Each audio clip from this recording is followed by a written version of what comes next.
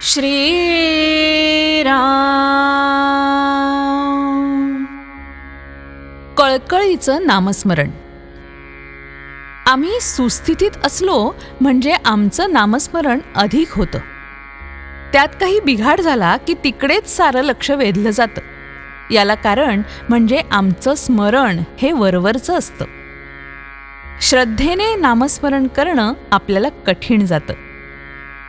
परमात्म्याशिवाय आपलं कुणी नाही असा दृढ निश्चय अगर श्रद्धा असणं आवश्यक आहे.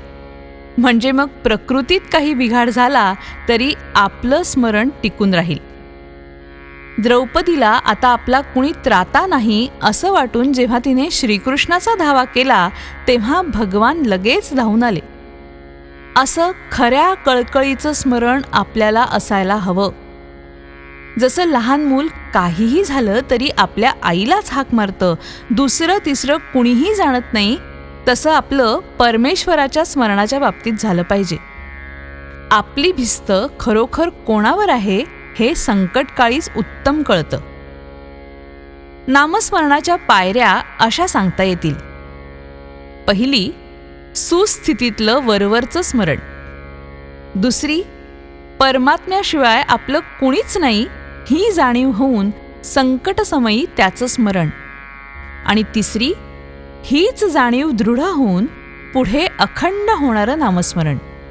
यापैकी वरवर स्मरण करणारा आम्हाला संकटच नकोत असं म्हणतो, तर साधू संत आम्हाला संकट येऊ देत असं भगवंताजवळ मागतात, कारण त्यावेळेसच त्याचं खरं स्मरण होतं. आपण स्वतः आहोत याची आपल्याला आज जितकी खात्री आहे तितकी खात्री भगवंत आहे अशी झाली पाहिजे.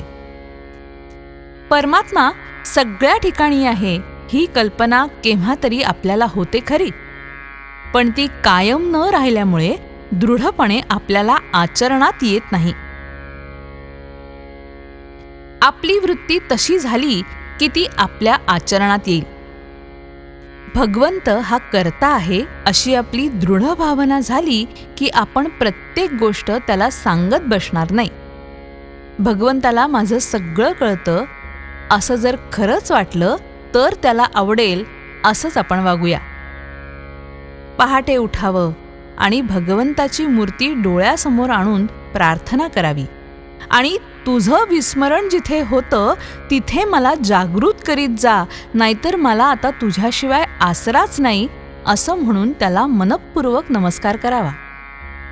मनुष्य कसाही असला तरी भगवंताच्या स्मरणात त्याला समाधान खात्रीने मिळेल.